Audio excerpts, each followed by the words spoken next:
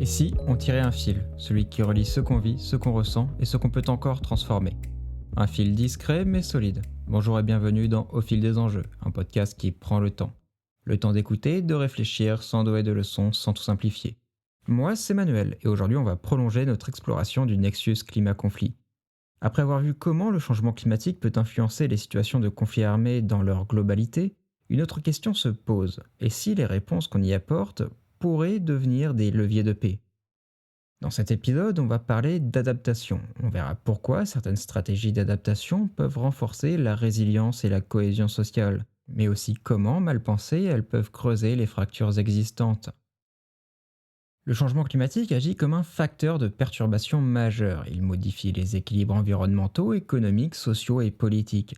Et selon les projections les plus sérieuses, ces effets devraient non seulement s'intensifier, mais aussi se multiplier. Face à cela, deux types de réponses sont envisagées. L'atténuation, qui cherche à limiter le changement lui-même, et l'adaptation, qui consiste à en réduire les effets. Mais les efforts engagés en matière d'atténuation sont aujourd'hui encore très largement insuffisants. Dans de nombreux pays, l'adaptation devient donc le levier principal pour faire face aux impacts du climat, en particulier lorsqu'il se combine à des situations de fragilité ou de conflit. L'un des objectifs centraux de l'adaptation, c'est de renforcer la résilience, autrement dit la capacité des sociétés à absorber les chocs sans s'effondrer. Mais pour cela, encore faut-il comprendre comment les sociétés sont vulnérables et à quoi exactement. Est-ce aux sécheresses, aux inondations, aux tensions liées à l'accès à la terre ou à l'eau? Ces vulnérabilités ne sont jamais uniquement climatiques, elles s'enracinent souvent dans des inégalités structurelles, l'accès aux ressources, aux revenus, aux services, à la représentation politique. Ignorer cette dimension, c'est risquer de concevoir des politiques d'adaptation à la fois incomplètes et inefficaces. Utilisons l'exemple du Nigeria. Ces dernières années, le pays a mis en place plusieurs dispositifs d'adaptation soutenus par des partenaires internationaux comme la Banque mondiale. Des programmes ont été lancés, des engagements ont été pris, mais la plupart de ces initiatives ont abordé le changement climatique de manière isolée, sans prendre en compte les dynamiques propres au nexus climat-conflit. Autrement dit, elles ont fait l'impasse sur des facteurs sociaux, économiques et politiques qui conditionnent la réussite ou l'échec de l'adaptation. Et cela dans un pays marqué par une forte instabilité, des institutions fragiles, une gouvernance inégale et des tensions persistantes autour des ressources. Le résultat est que les politiques mises en œuvre n'ont pas produit les effets escomptés et leur durabilité reste très incertaine. Ce constat dépasse largement le cas du Nigeria. Dans bien des contextes fragiles, l'adaptation souffre d'un manque criant de données précises, de ressources adéquates, de cadres juridiques solides et de capacités administratives. Sans ces fondations, difficile d'élaborer des réponses adaptées à la réalité du terrain. Et avec le temps, plusieurs catégories d'adaptation ont été définies. On parle notamment d'adaptation grise lorsqu'elle repose sur des infrastructures techniques comme les digues ou les réservoirs d'eau, ou d'adaptation verte lorsqu'elle s'appuie sur les écosystèmes, par exemple la restauration de mangroves pour limiter l'érosion côtière.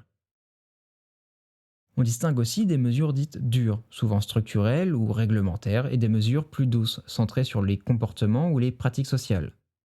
Certaines sont planifiées, d'autres émergent de manière spontanée à l'échelle individuelle ou communautaire. Mais dans les zones touchées par des conflits, cette diversité pose un défi supplémentaire, l'interdépendance territoriale. Ce que cela signifie concrètement, c'est qu'une stratégie d'adaptation locale peut être rendue inopérante si les régions voisines restent vulnérables. Autrement dit, on ne peut pas penser l'adaptation comme un processus isolé limité à un territoire restreint. Elle nécessite une approche coordonnée, ancrée dans les dynamiques sociales, économiques et politiques du territoire dans son ensemble. Ce besoin de coordination s'exprime d'autant plus dans les contextes de conflits où les équilibres sont précaires. Faute d'une telle approche, on se tourne souvent vers des stratégies incrémentales, plus faciles à mettre en œuvre dans un environnement instable. Celles-ci visent à réduire progressivement les risques sans transformation structurelle. Mais elles atteignent rapidement leurs limites dès lors que les impacts climatiques deviennent trop importants. Dans ces cas-là, seule une refonte en profondeur des modèles de développement, des politiques foncières ou des modes de gouvernance peut permettre une adaptation efficace. Un autre enjeu clé est celui de l'information. Sans données précises, contextualisées, il est très difficile d'identifier les groupes les plus vulnérables et d'éviter que les politiques d'adaptation ne reproduisent, voire n'aggravent, des inégalités existantes. Lorsqu'on ne prend pas en compte les rapports de pouvoir ou les formes d'exclusion, les ressources investies dans la résilience bénéficient souvent aux groupes les plus influents, et laissent donc de côté les communautés les plus marginalisées. C'est exactement ce qui s'est produit dans le comté de Turkana au Kenya. Pour répondre aux sécheresses récurrentes, des projets d'infrastructures hydriques ont été mis en place, mais faute d'une analyse fine des dynamiques sociales locales, ces projets ont parfois contribué à accentuer les tensions. En favorisant certains groupes au détriment d'autres, ils ont nourri la compétition pour l'eau jusqu'à provoquer des violences entre communautés. Ce cas montre clairement que des politiques d'adaptation, si elles sont conçues de manière technocratique, sans prise en compte des équilibres locaux, peuvent produire l'effet inverse de celui recherché. L'adaptation, surtout en contexte de conflit, ne peut pas être une réponse standardisée. Elle doit être attentive aux réalités sociales, aux rapports de pouvoir, aux histoires territoriales. C'est à cette condition seulement qu'elle peut réduire les vulnérabilités plutôt que de les déplacer ou de les aggraver. Avant même de parler de solutions concrètes, une chose reste en tout cas très claire. On ne peut pas construire des stratégies d'adaptation solides sur un sol instable. Dans de nombreux contextes marqués par la fragilité institutionnelle ou les tensions sociales, il faut d'abord créer un environnement propice à l'adaptation. Cela signifie poser les fondations politiques, sociales et institutionnelles nécessaires pour répondre durablement aux impacts du changement climatique. Dans cette perspective, la gouvernance joue un rôle central. Adapter une société au bouleversement climatique ne se résume pas à une décision technique. Cela demande une coordination étroite entre les niveaux local, régional et national. Cela suppose également une gouvernance plus souple, parfois plus décentralisée, afin d'agir au plus près des besoins concrets des populations. Or, les États en situation de fragilité sont souvent les moins bien préparés pour engager ce type de processus. Et pourtant, même dans ces contextes, les recherches montrent que là où les institutions sont un peu plus fortes, un peu plus stables, les effets d'adaptation sont souvent plus efficaces. Parce que ces institutions fournissent des cadres légaux, des mécanismes de financement, des systèmes d'appui technique qui rendent possible l'adaptation au quotidien. Mais cela ne suffit pas. À l'échelle locale, les disparités persistent. Dans une même communauté, des ménages peuvent avoir un accès très inégal aux ressources, à l'information ou aux réseaux d'influence. Cela reflète un problème plus profond, un manque d'échange entre les échelons de gouvernance et surtout un déficit d'inclusivité dans les espaces décisionnels. Dans ce contexte, renforcer la cohésion sociale devient un levier d'action fondamental. Lorsqu'une communauté est unie, elle est plus à même de participer aux décisions qui la concernent. Cette inclusion permet de mieux comprendre les vulnérabilités spécifiques de chaque groupe et d'adapter les politiques en conséquence. Cela réduit aussi les risques de tension en garantissant que les bénéfices des politiques climatiques soient partagés de manière plus équitable. Les organisations régionales peuvent aussi jouer un rôle essentiel. En les rendant plus représentatives des populations concernées, on peut améliorer la compréhension des risques perçus par les citoyens, ce qui oriente plus finement les priorités d'adaptation. Car au fond, notre volonté d'agir pour l'adaptation dépend en grande partie de notre sentiment d'appartenance à une communauté. Plus les citoyens se sentent écoutés, plus ils s'engagent. Cette dynamique d'inclusion est aussi cruciale pour faciliter la collaboration entre les différents acteurs. Gouvernements, entreprises, ONG, institutions internationales, tous ont un rôle à jouer. Mais pour que cela fonctionne, il faut des espaces de dialogue, de co-construction où l'on peut partager connaissances, ressources et expériences. Par exemple, les établissements éducatifs ont un rôle déterminant dans la diffusion de savoirs utiles à l'adaptation, notamment dans les secteurs agricoles ou hydriques. Mais encore faut-il que ces connaissances soient accessibles et que les moyens pour les appliquer existent vraiment sur le terrain. Les acteurs privés, eux aussi, peuvent contribuer à l'adaptation, mais leurs intérêts ne coïncident pas toujours avec les besoins des communautés locales. Cela renforce l'importance de créer des mécanismes de concertation à plusieurs niveaux pour garantir que l'adaptation soit à la fois efficace, juste et durable. Enfin, dans des contextes aussi incertains que celui du Nexus Climat-Conflit, il est crucial que les stratégies d'adaptation soient flexibles. Les conditions changent rapidement, les conflits évoluent, les impacts climatiques aussi. Il faut donc être capable d'ajuster les politiques en continu, de faire preuve d'agilité institutionnelle et d'encourager l'innovation. Cela implique des formes de gouvernance moins rigides, plus collaboratives et capables d'intégrer une diversité d'expériences et de savoirs, y compris ceux des populations concernées elles-mêmes. Pour cela, l'éducation populaire et la reconnaissance des savoirs locaux ne sont pas de simples compléments, ce sont des éléments centraux d'une adaptation juste. Mais encore une fois, cela ne peut se faire sans tenir compte des dynamiques de pouvoir qui influencent en profondeur qui peut parler, qui peut décider et qui peut bénéficier.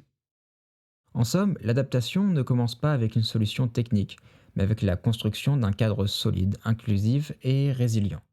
Ce cadre est la condition même de toute stratégie d'adaptation durable dans des contextes où climat et conflit s'entremêlent.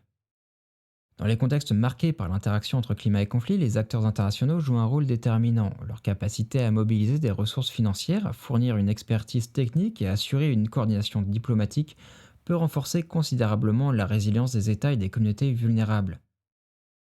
Certaines initiatives comme Adaptation, soutenues par l'Agence française de développement, illustrent cette approche en finançant des infrastructures résilientes, des systèmes d'alerte précoces ou encore des programmes de renforcement des capacités locales. Mais ces soutiens ne se limitent pas aux techniques ou aux financiers. Ils peuvent aussi structurer les processus décisionnels autour d'une meilleure compréhension du lien climat-conflit et favoriser des solutions ancrées dans les réalités du terrain. Depuis l'accord de Paris, la question du financement de l'adaptation est devenue centrale. Ce dernier préconise un équilibre entre atténuation et adaptation. Mais dans les faits, aujourd'hui, seuls 35% des financements sont dirigés vers l'adaptation, contre 54% pour l'atténuation. Or, les besoins des pays en développement sont pressants. Ces pays réclament le respect des engagements financiers des pays du Nord, particulièrement à l'approche des grandes négociations comme la COP28. Le seuil symbolique des 100 milliards de dollars annuels reste difficile à atteindre, et encore plus à répartir équitablement. Les pays les moins avancés, les petits États insulaires en développement, pourtant parmi les plus vulnérables, ne reçoivent que 14% et 2% de ces financements respectivement. Au-delà des montants, l'accès au financement reste un véritable obstacle. Les normes fiduciaires, le manque de capacité humaine et administrative, ou encore l'orientation des fonds vers les gouvernements nationaux au détriment des ONG locales ou du secteur privé, limitent l'efficacité de l'aide. À cela s'ajoutent les coûts accrus pour les pays vulnérables qui doivent souvent payer des taux d'intérêt sur leurs dettes plus élevés en raison des risques climatiques auxquels ils sont exposés. Dans ce contexte, des mécanismes comme l'allègement de la dette ou les échanges de dettes contre action climatique pourraient offrir une marge de manœuvre bienvenue. Mais augmenter les financements ne suffit pas. Leur efficacité dépend de la qualité de leur orientation et donc des connaissances disponibles sur le terrain. Le rôle des acteurs internationaux et nationaux est aussi de collecter et diffuser des données pertinentes sur les impacts climatiques et les dynamiques conflictuelles. Une information fine et contextualisée est indispensable pour concevoir des projets qui ne renforcent pas, parfois involontairement, les inégalités ou les tensions locales. L'inclusion des acteurs locaux, souvent absents des grandes négociations, est essentielle. Des processus de décision plus ouverts, intégrant les voix des femmes, des jeunes, des minorités ou des communautés marginalisées, peuvent générer des solutions mieux adaptées aux besoins réels et surtout plus durables. En soutenant ces approches, les acteurs internationaux ne renforcent pas seulement l'efficacité de l'adaptation, mais aussi sa légitimité. Ils permettent aux communautés concernées de devenir des acteurs à part entière des réponses aux crises climatiques et sécuritaires, et non de simples bénéficiaires. Enfin, ces acteurs peuvent aussi jouer un rôle diplomatique stratégique. En facilitant la coordination entre différents niveaux de gouvernance, en assurant la cohérence des interventions et en comblant les lacunes en matière de financement, ils contribuent à une réponse globale au défi du nexus climat-conflit. Mais face à l'ampleur des besoins, l'écart reste immense. Et sans une approche réellement durable, inclusive et contextuelle, le risque de mal orienter, voire de gaspiller des fonds déjà bien en dessous des demandes, reste très important. Alors merci d'avoir suivi ce fil avec moi. En conclusion, l'adaptation du changement climatique ne se limite pas à des solutions techniques. Elle peut devenir un véritable levier de paix, à condition d'être pensée de manière inclusive, équitable et sensible aux contextes locaux. Certaines initiatives montrent que renforcer la résilience face au climat, c'est aussi renforcer les liens sociaux, reconstruire la confiance et prévenir les violences. Mais ces stratégies ne sont pas neutres. Mal conçues, elles peuvent aggraver les inégalités, alimenter la méfiance ou exclure des groupes déjà marginalisés. C'est pourquoi intégrer l'adaptation dans les processus de paix exige une approche transversale qui relie les enjeux climatiques aux dynamiques sociales, économiques et politiques. Finalement, consolider la paix à l'ère du changement climatique, ce n'est pas seulement réparer le passé ou répondre à une crise, c'est aussi imaginer un avenir commun plus juste et plus stable face à des bouleversements qui ne font que commencer. A bientôt pour tirer ensemble un nouveau fil. Si ce podcast vous parle et que vous voulez le soutenir, vous pouvez le faire sur Ko-fi. Le lien est dans la description. Merci.